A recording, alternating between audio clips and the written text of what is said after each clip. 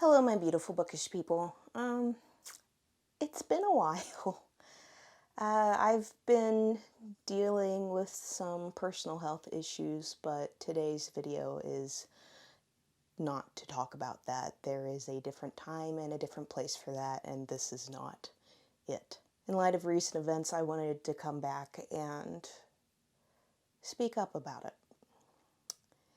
And in order to do that and not just rage screaming at the camera for an hour, I decided to write out a script.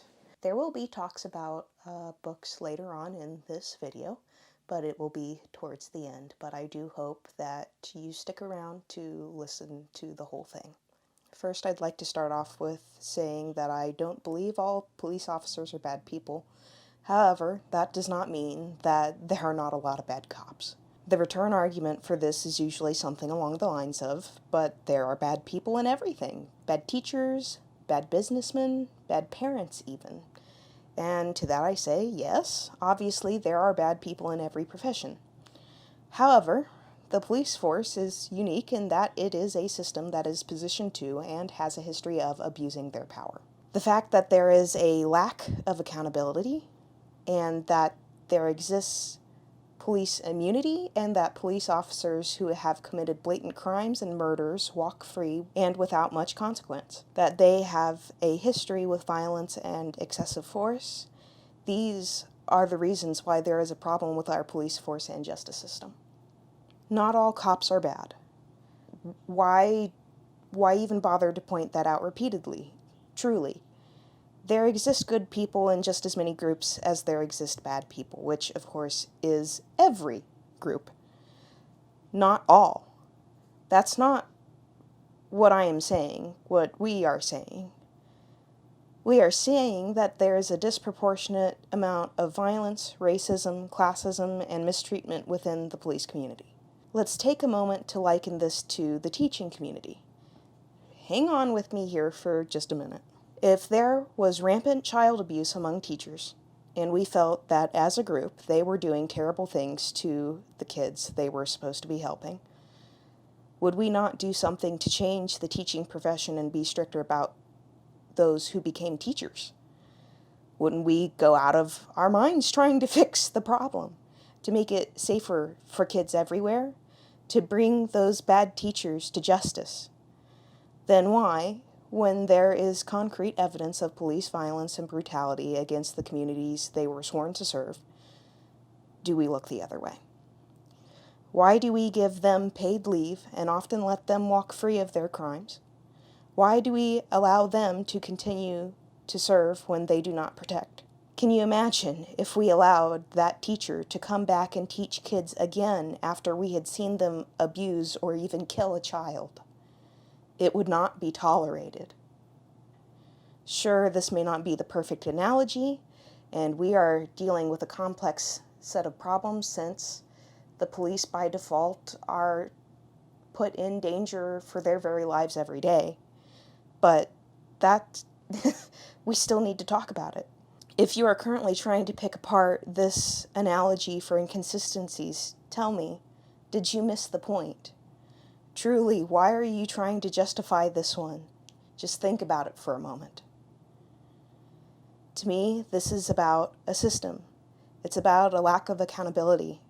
It's about a disregard for human lives and the disproportionate targeting of persons of color. The lack of training, lack of understanding, and a sheer lack of human empathy. If we plan to fix these issues, it's going to take a lot of group effort, and we need not only individuals, but departments and squads and partners to stand up, or in many cases during these protests, to kneel. We need laws and systemic change, including widely available and supported therapy, so we can be better and do better.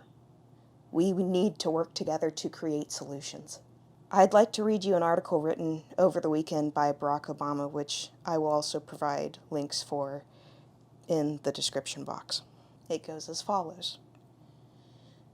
As millions of people across the country take to the streets and raise their voices in response to the killing of George Floyd and the ongoing problem of unequal justice, many people have reached out asking how we can sustain momentum to bring about real change. Ultimately, it's going to be up to a new generation of activists to shape strategies that best fit the times. But I believe there are some basic lessons to draw from past efforts that are worth remembering.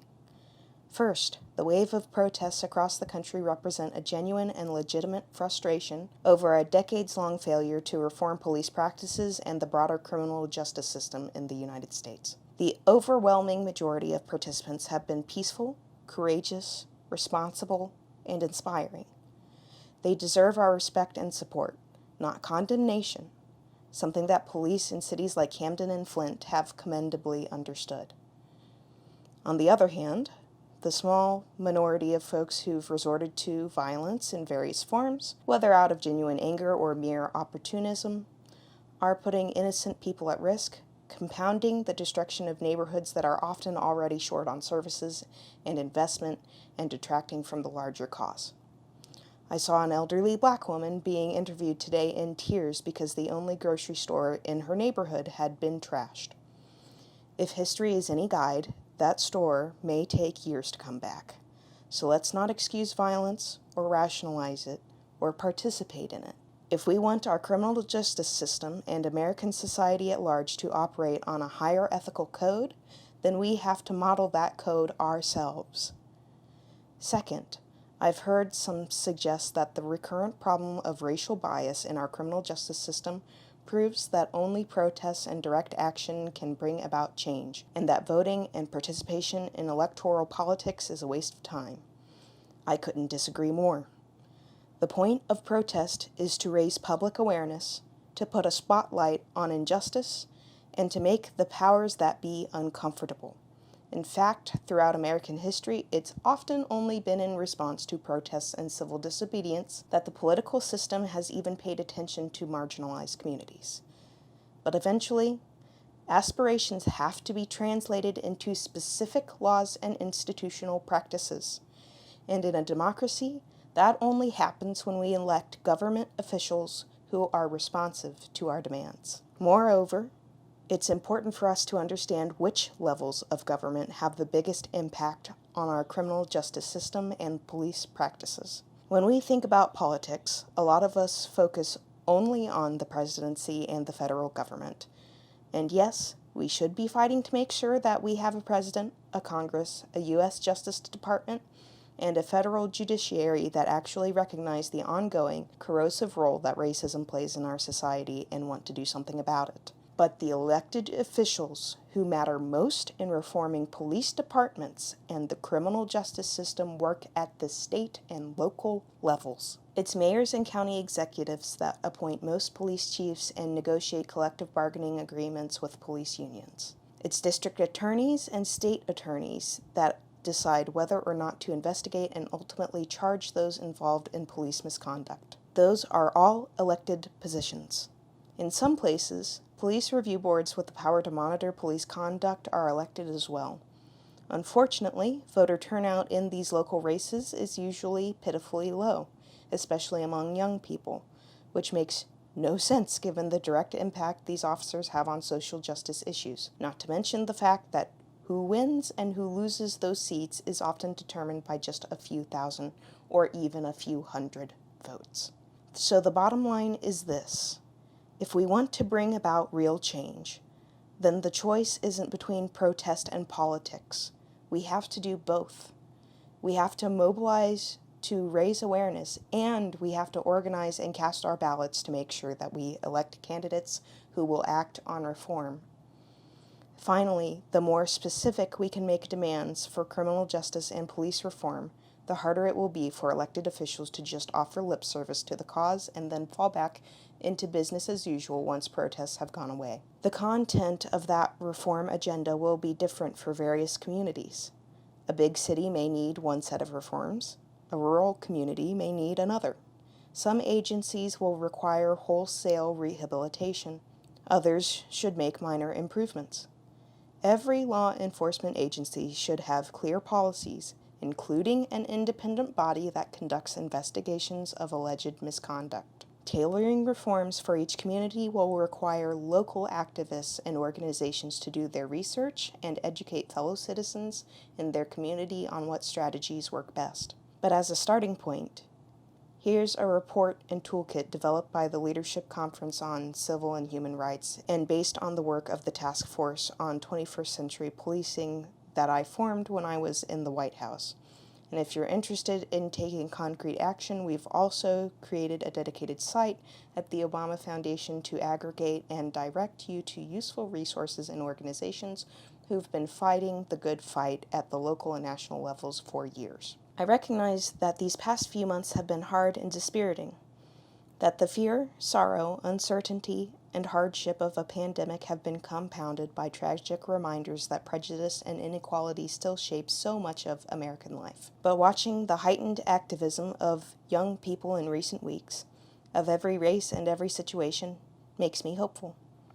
If going forward, we can channel our justifiable anger into peaceful, sustained, and effective action, then this moment can be a real turning point in our nation's long journey to live up to our highest ideals. Let's get to work. Again, I will link to that down in the description box. Also, if you would like to start educating yourself more on how racial biases affect people and how you can identify them, even if you were taught to think that you don't see color, please check out the link below to Nox the Reader's blog. She's done a wonderful job putting together a list of books to read and how to help. It's okay to respect police officers and simultaneously acknowledge that there needs to be change, to work to stop the violence and murder against innocent people. I will be linking a few more resources on how to help out down below, and I am currently researching more ways on how we can influence our local governments to change the laws so that we can see more accountability and better training and better therapy resources available. Before you go, I'd like to share a powerful story with you that one of my acquaintances on Facebook wrote. She has given her permission to share the story, but I'm not certain if she would like me sharing it publicly on YouTube, so I am leaving her name out of this. I will also be substituting a few words because it's not appropriate language, and I think you'll see why. This is what she said. The first time I was called an N was at Girl Scout camp. I don't remember her name, but I remember exactly what she looked like. I was 9.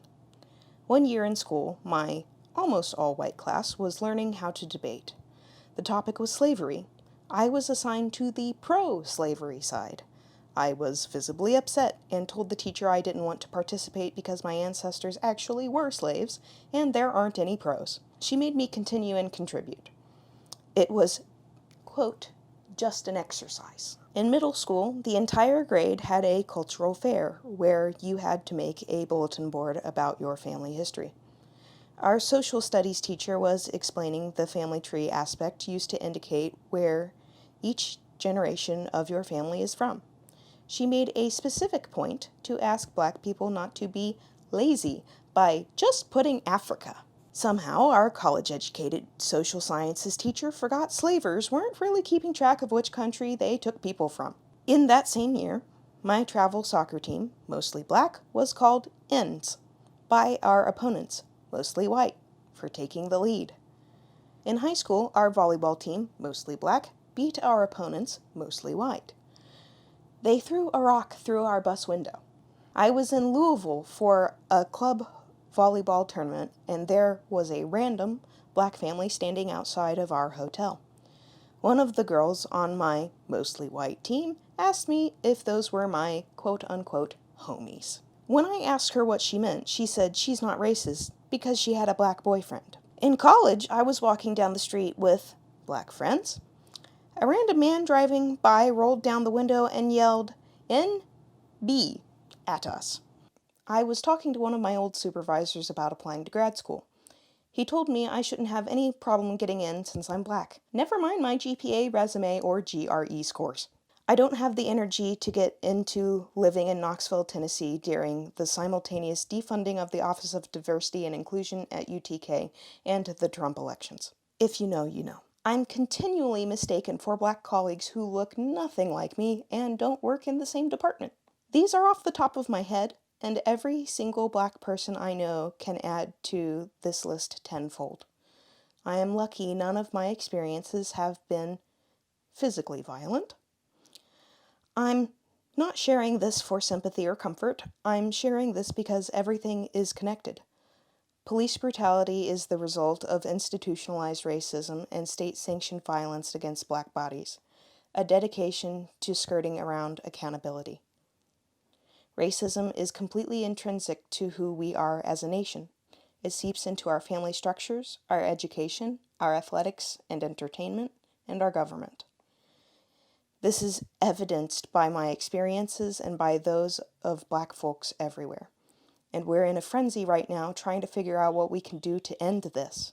And we know the things. We call our representatives, we can protest, we can donate, and we will and we are. But what I'm grappling with lately is that some of us don't get angry with racism until it looks like kneeling on the neck of an innocent black man until he cries for his mother and dies. We wonder how we got here, how we let it get here. But I know how. I can't be mad at the little blonde girl who called me an N. She was a child, but she's grown now. All of my teammates and opponents who took their racialized anger out on me? Grown. Working full-time jobs and moving up the social and economic ladders. My teachers who failed to realize flagrant misuses of their power over black children? Likely school administrators. The people who've chipped away at my humanity since I was a little girl are now healthcare providers, university presidents, executives, and government officials. Misguided, ill-informed children grow up to be racist adults. They grow up to hold positions of power.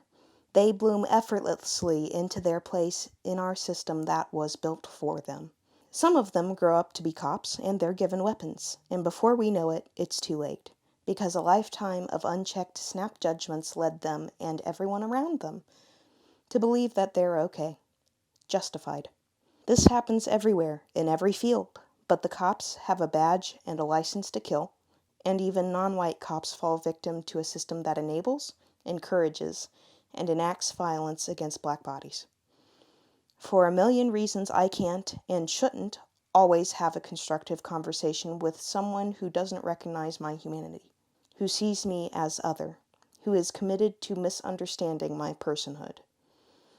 This is why we need white and non-black people to be more than just not racist, why we need them to be anti-racist, to be fully committed in engaging with personal education and advocacy around racism, to be dedicated to calling it out, naming it, condemning it, to learning the intricacies of institutionalized racism for the sole purpose of dismantling it, to listening and learning and centering black experiences over white comfort, because racism is not a black issue. We cannot end racism in a vacuum. We can't sit patiently by anymore waiting for understanding. It's not okay to be passively appalled, because in the meantime, black folks are literally dying. We are genuinely in mourning of black lives lost, from watching breath leave the lips of those we consider family over and over and over. We need to have a personal revolution now.